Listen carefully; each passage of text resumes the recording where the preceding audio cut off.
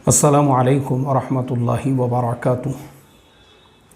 बिस्मिल्लाहिर्रहमानिर्रहीम नहमदुहु व नुसल्ली अला रसूलिहिल करीम व अला आलिहि व अस्हाबिहि अजमाइन अम्मा बाद। मोहतरम भाइयों, बुज़ुर्गों, दोस्तों, हमने हैदराबाद में गुर्बत की वजह से ख़ुदकुशी करने वालों के वाक़यात पर पिछले दिनों अपने चैनल पे वीडियो अपलोड किए थे।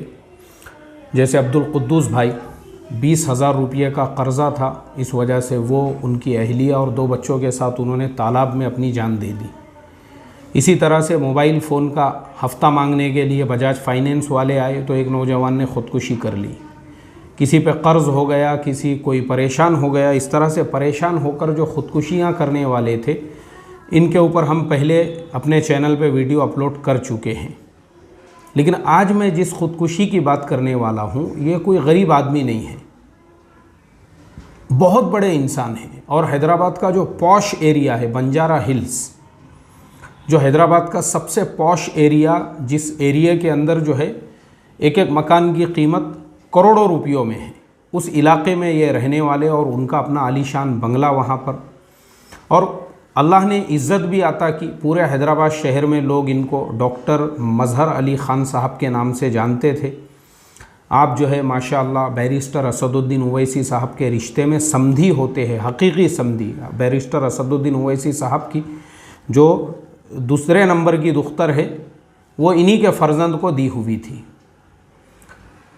तो पता ये चला कि इन्होंने जो है, इनके पास अपने पास अपनी सेफ्टी के लिए एक रिवॉल्वर रखा हुआ था जो इनकी हिफाजत के लिए था, और इन्होंने उसी से अपनी जान ले ली। बाद में मैं देख रहा था, शरफुद्दीन भाई का जो चैनल है वो बता रहे थे कि इनके घर में पिछले 3 महीनों से मुसलसल लड़ाई झगड़े की आवाज़ें पड़ोसी में सुनाई देती थी कि मियाँ बीवी के दरमियान में और घर में जो है रोज़ाना लड़ाई झगड़े चलते रहते थे।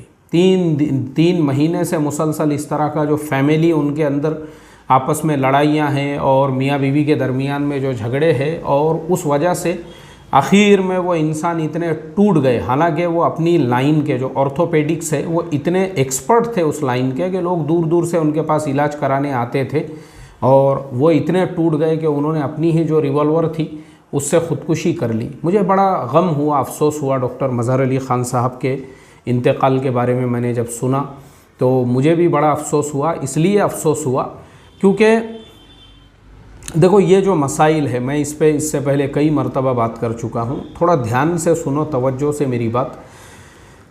ये सारे चीज़ों का जो हल है ना, वो अल्लाह के नबी सल्लल्लाहु अलैहि वसल्लम की सुन्नतों में, और ये हम सुनने को तैयार नहीं हैं। सुन्नतों से इतनी नफ़रत है हमको, इतनी नफ़रत है कि अगर निकाह के मजलिसों में भी हम सुन्नत पे बयान करें तो भी वो चीज़ हमको हज़म नहीं होती है। जुमा के बयानात में सुन्नतों पर बयान करें तो भी वो चीज़, क्योंकि हम जिस माहौल में रहते हैं, ये जो हमारा भारतीय कल्चर है और भारतीय मुआशरा है, हम इसमें इतने ज़्यादा मतलब इसमें घुले मिले हुए हैं कि हमारी 100% शादियाँ उसी मुआशरे के तहत में होती है। रज्जगा है, हल्दी है, मेहंदी है, और बारात है, और साचक है, और फिर वलीमा है, और वलीमे की रसूमात है, और उसके खाने हैं, और सारी चीज़ें हैं।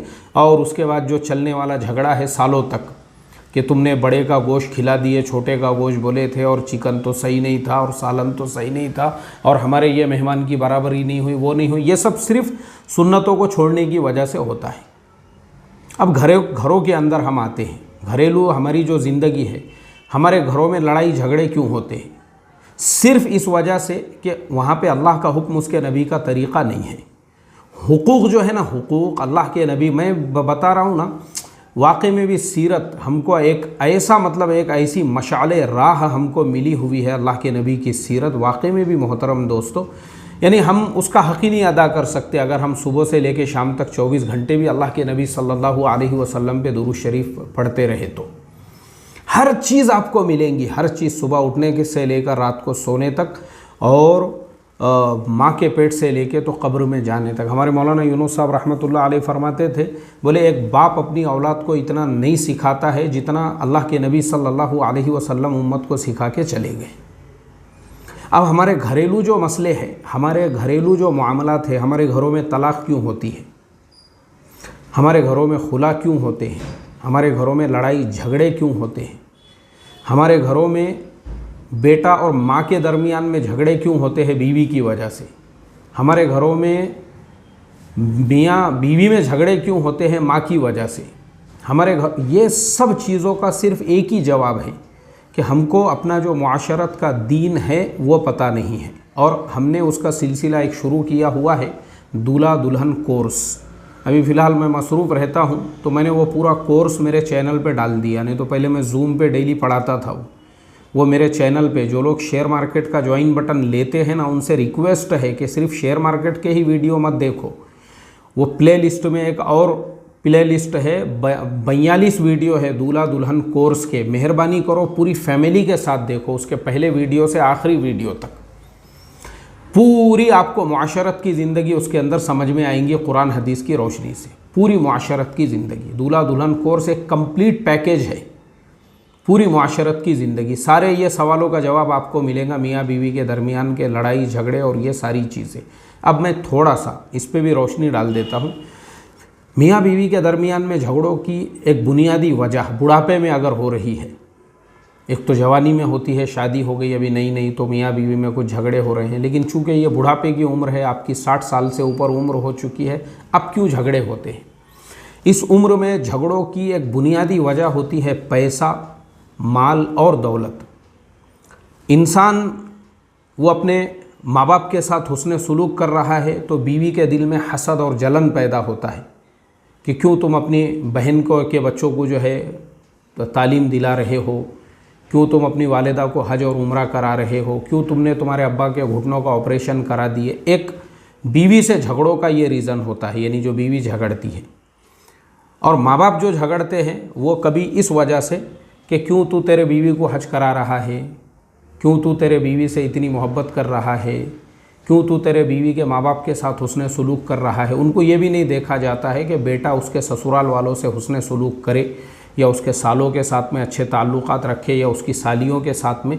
तो अब माँ बाप के दिल में हसद और जलन पैदा होता है। यही फितने और फसाद की जड़ है जो हम दूल्हा दुल्हन कोर्स में, इसका एक मखसूस ये 3 दिन चलता है हमारा सिलसिला, यानी 3 वीडियोज़ में। उसमें हम यही बताते हैं कि देखो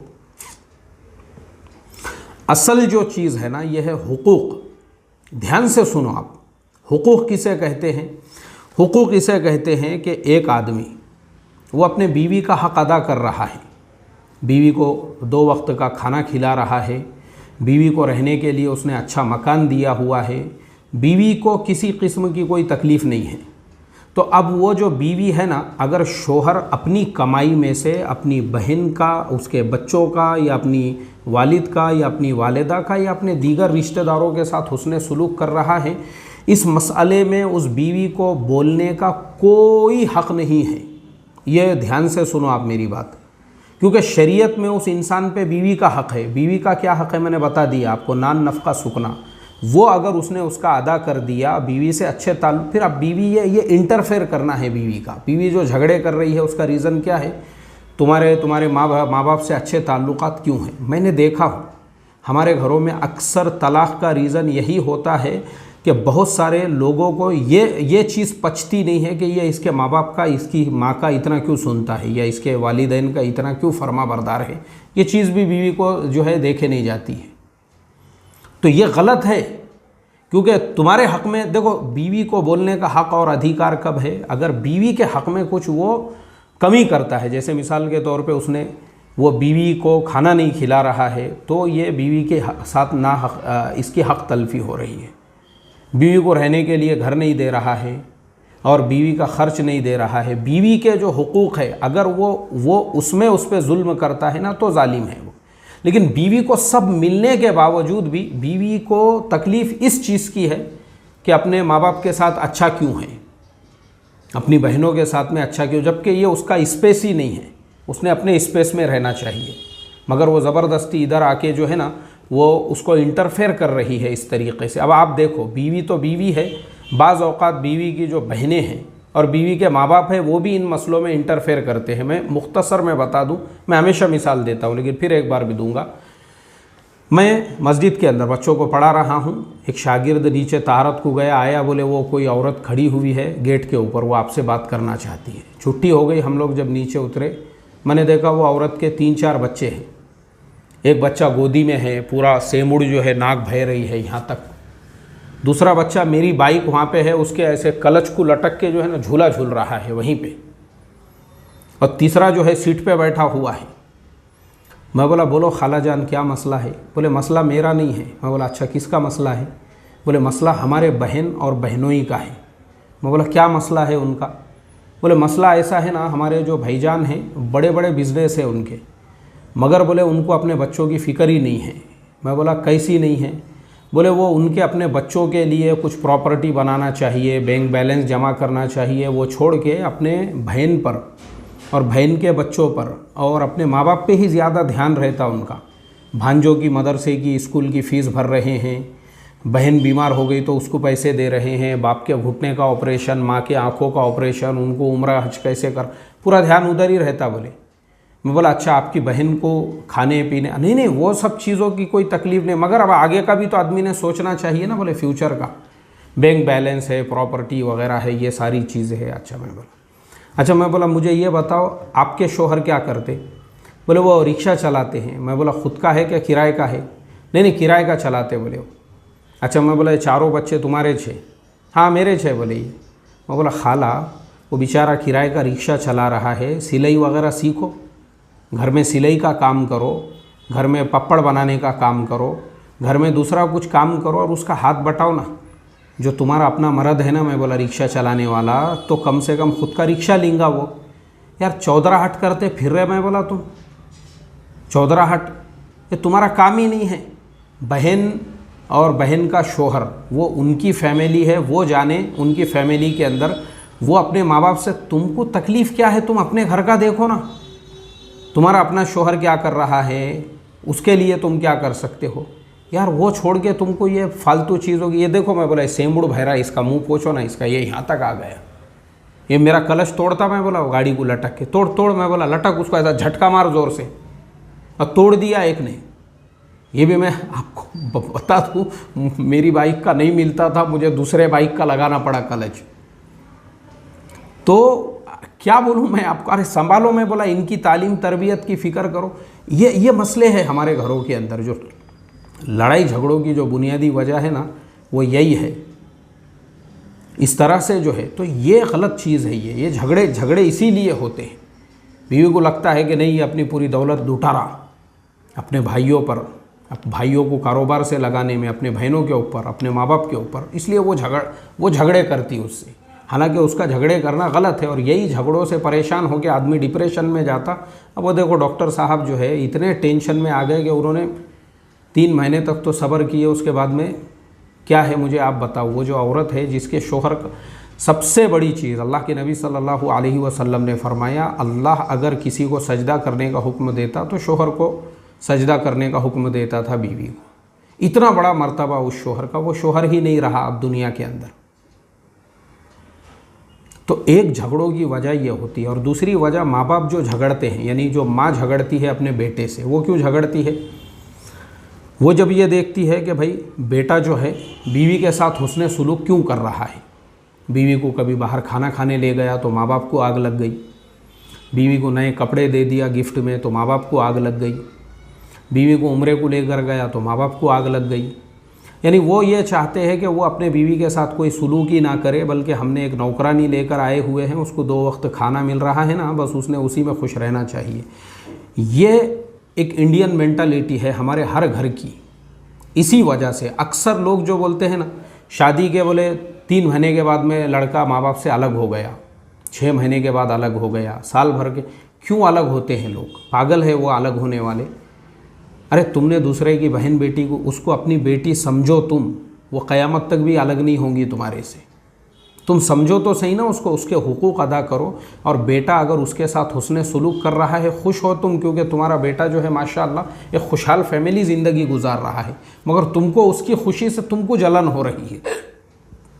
तुम उसके जेब चापल रहे हो, ऐसे जेब चेक कर रहे हो, कैडबरी चॉकलेट तो नहीं लाया। और ये वाक़या मैं आपको बता रहा हूँ, एक साहब मेरे पहचानत में है माशाअल्लाह। मैं एक दिन बाइक से मस्जिद से आ रहा हूँ, वो खड़े हुए हैं रोड पर। अरे बोले मुझे यार घर तक छोड़ देते क्या? मैं बोला ठीक है छोड़ देता, आपको छोड़ के मैं मेरे घर पे चले जाता। बैठे वो बाइक पे, मिठाई की दुकान आई, 1 मिनट रुको। बोले यार रुकने के बाद उन्होंने वहाँ से कैडबरी चॉकलेट लिए और उसको यहाँ बटन खोले और ऐसा यहाँ रखने लगे बनियन के अंदर। मैं बोला यार मैंने नया तरीक़ा देखा ये, क्योंकि उमूमन लोग जेब में डाल के लेकर जाते। नहीं बोले वो मैं नहीं ले जा सकता।